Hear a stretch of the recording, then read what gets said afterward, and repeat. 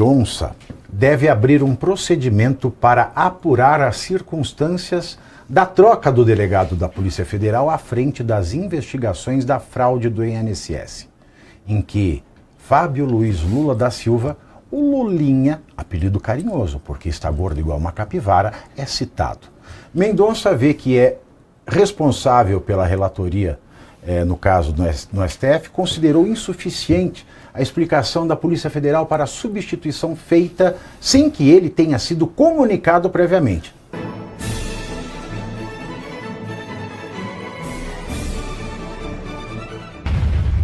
Mendonça deve abrir um procedimento para apurar as circunstâncias da troca do delegado da Polícia Federal à frente das investigações da fraude do INSS, em que Fábio Luiz Lula da Silva, o Lulinha, apelido carinhoso porque está gordo igual uma capivara, é citado. Mendonça vê que é responsável pela relatoria, no caso no STF, considerou insuficiente a explicação da Polícia Federal para a substituição feita sem que ele tenha sido comunicado previamente. O ministro do Supremo ainda tem demonstrado preocupação com a possibilidade de interferência no caso em que o filho de Lula está supostamente envolvido. Nesse contexto, André Mendonça, nos próximos dias, também deve aumentar rigor no compartilhamento de informações no inquérito do INSS para restringir o acesso a dados e blindar a investigação de eventuais pressões políticas. Foi uma vergonha isso, Kevin. Pelo amor. Obviamente, né? Tá mais na cara do que nariz. Não, além da vergonha, isso demonstra não só tudo aquilo que a gente fala aqui todos os dias, que a gente está numa várzea, num estado de exceção, chama como você quiser, porque qualquer nome serve quando você não tem definição de absolutamente nada do que é o Brasil, né? Mas o risco que está correndo o André Mendonça. Porque, veja, Pavi, se aconteceu isso dessa maneira tão simples, denota que a gente tem mais de uma PF. E ele já tinha percebido isso, senão ele não teria afastado o Andrei, como você fala, Andrei Andrógeno Rodrigues, da possibilidade de acessar os dados. Andrei Andrógeno, Andrônico, Andrei até encontrar. Aí eu não consigo falar tudo isso. Mas não teria o afastado da possibilidade de acesso aos dados que ele tem dessa mesma investigação. Mas aí, apesar do afastamento do Andrei, ele consegue, obviamente que foi pela sua influência, trocar o tal delegado. Então é uma preocupação muito grande sobre a pressão que esteja sofrendo o André Mendonça e principalmente sua segurança.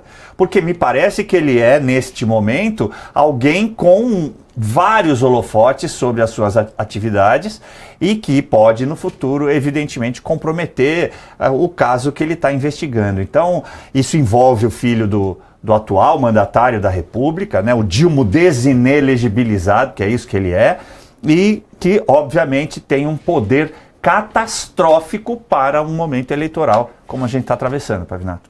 Lulinha, enquanto isso, na Espanha, né? Uma espanhola. Tranquilo, né? Tem mar no Mediterrâneo. Tranquilo. Essa influência na PF, para mim, ficou muito evidente, de outras situações, mas o que foi mais recente, o que me chega à memória, é exatamente a situação do André Rodrigues e aquela ocasião, né, aquela ocorrência com o ICE nos Estados Unidos. Então, voltou, não voltou, e aí ele sustenta a tese como se fosse uma figurinha marcada, um bate-bola com a presidente da República. Então, fica aquela coisa desconfortável, desagradável, até o ICE se manifestar. E o André, que também é amiguinho do Lulinha, né? Vale lembrar que ele é amiguinho do Capivara. Sim, então por tudo isso, né, a gente já sabe qual é a fonte desta eventual mudança, né, de influência na mudança na Polícia Federal, envolvendo as investigações do INSS, bem como justificada a preocupação, né, e o anseio, aí, o direcionamento para que o procedimento, né, ordenado pelo ministro André Mendonça, né, chegue ao sua finalidade, porque, no mínimo, é muito estranho toda essa rede de influência. Tá? O ministro Gilmar Mendes derrubou uma decisão do Tribunal Regional Eleitoral do Paraná que mandava remover publicações do deputado federal Zeca Dirceu, do PT, contra o ex-procurador e ex-deputado Deltan Dallagnol. Nas postagens, Zeca dizia que Dallagnol, aspas, segue inelegível e foi pego tentando desviar 2 bilhões de reais de recursos públicos. Para Gilmar, as afirmações são críticas baseadas em decisões e documentos públicos e não configuram desinformação nem propaganda eleitoral antecipada negativa. A ação foi apresentada pelo próprio Zeca Dirceu ao STF, depois que o TRE do Paraná determinou a retirada das publicações das redes sociais. O Tribunal Eleitoral entendeu que o conteúdo induzia o eleitorado ao erro ao afirmar que Dallagnol estaria impedido de disputar as eleições deste ano.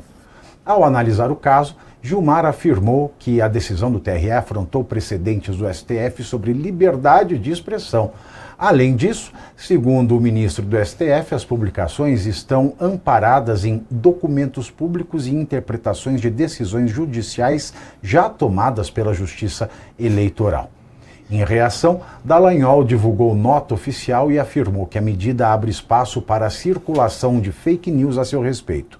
Aspas, o ministro Gilmar Mendes, que vive me atacando e xingando, liberou que façam fake news contra mim, permitindo que meus opositores mintam quando o TSE não me declarou inelegível nem cassou meus direitos políticos, fecho aspas.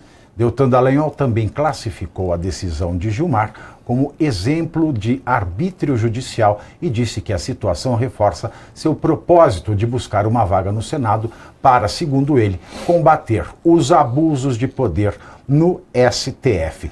E é interessante isso, né? Porque, em primeiro lugar, se a decisão for do TRE, quem devia julgar, Eduardo, não era o TSE. Segundo, o Gilmar não está no TSE. Terceiro, o Gilmar é inimigo declarado do Dallagnol. Tem postagem dele contra o Dallagnol. Ele não perde uma oportunidade de falar que o Dallagnol é uma víbora, é um mal, etc, etc, etc. A gente normalizou essa questão no Brasil hoje. O STF ele faz tudo e o Senado está esta porcaria, Cláudio. Dallagnol tem muita sorte, Pavinato. Imagina se o inimigo fosse Alexandre de Moraes. Dallagnol, você ia estar preso.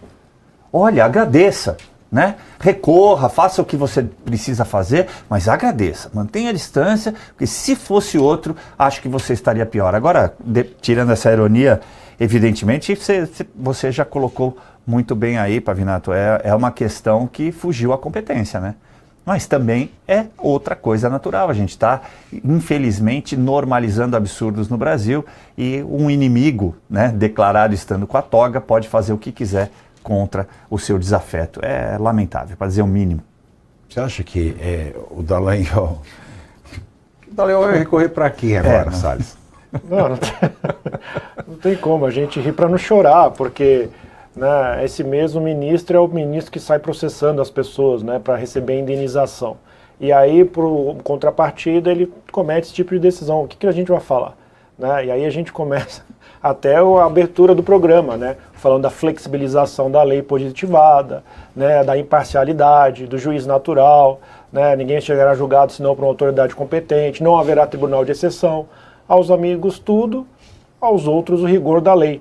É isso, essa flexibilização que está aparecendo e que dão esse verniz de legalidade e abordando sob uma base neoconstitucionalista. Está muito claro isso para todos nós, infelizmente, Pavinato. E a queixa-crime por calúnia e difamação movida por Valdemar Costa Neto, presidente do PL, contra o deputado federal Ricardo Salles, do Novo, teve o relator definido no STF. Adivinha quem é? Gilmar Mendes, né, foi escolhido por meio do sorteio. Valdemar processou Salles em razão de declarações dadas pelo parlamentar em um podcast em 8 de maio, quando afirmou, aspas, a turma do Valdemar é que roubava no Ministério dos Transportes e no DINIT, Departamento Nacional de Infraestrutura de Transportes, fecho aspas. Salles também disse que foi Tarcísio de Freitas, atual governador de São Paulo, então diretor do DINIT, o responsável por uma faxina no órgão no governo Dilma Rousseff. Na ação a ser analisada por Gilmar, Valdemar pediu ao menos 20 mil de Ricardo Salles como reparação de danos morais por suas declarações. Mas o Valdemar não tinha sido preso? Foi. Ele não saiu com o indulto da Dilma, que também tirou o Dirceu da cadeia? Sim. Ele foi preso por quê? Por ser honesto? Olha, ainda... Porque ele não foi descondenado igual o Lula. Não foi. Não foi. Ele foi indultado pela Dilma. Isso. É diferente. E aí? O que será que o Gilmar vai falar agora? Fica à vontade. Joga pra cá, joga pra lá. Falar, não, é a exceção da verdade, né?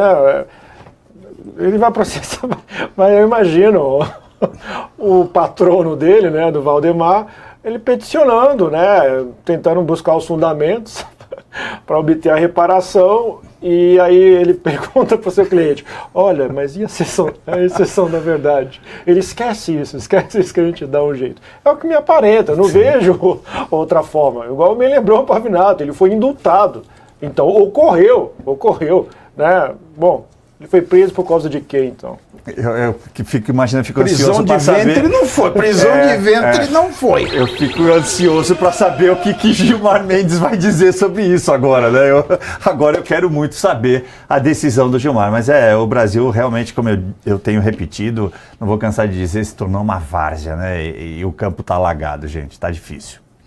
E a influenciadora digital e advogada Deolane Bezerra foi presa na manhã de ontem em Alphaville, na Grande São Paulo, durante uma operação do Ministério Público de São Paulo e da Polícia Civil que investiga um suposto esquema de lavagem de dinheiro ligado ao primeiro comando da capital, o PCC. Batizada de Operação Vernix, a ação cumpriu 6 mandados de prisão preventiva, além de ordens de busca e apreensão. Entre os alvos estão Marco Williams Erbas Camacho, o Marcola, apontado como líder da facção, o irmão dele, Alejandro Camacho, e 2 sobrinhos, Paloma Sanches Erbas Camacho e Leonardo Alexander Erbas Camacho.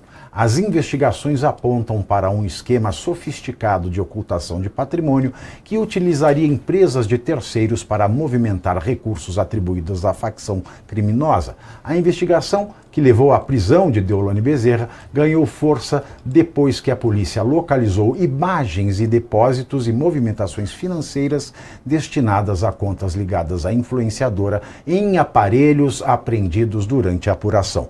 Os comprovantes foram encontrados no celular de Ciro César Lemos, apontado como operador central do esquema financeiro do PCC e homem de confiança de Marcola. Deolane Bezerra nunca escondeu que é eleitora de Lula e eu não vou mais tratar disso porque eu quero perguntar para vocês uma única coisa, resposta simples. Bolão, quanto tempo a Deolane fica presa, o Caivano? 1 mês. Eduardo Salles. Eu acho que 20 dias, só para não ficar igual o Caivano.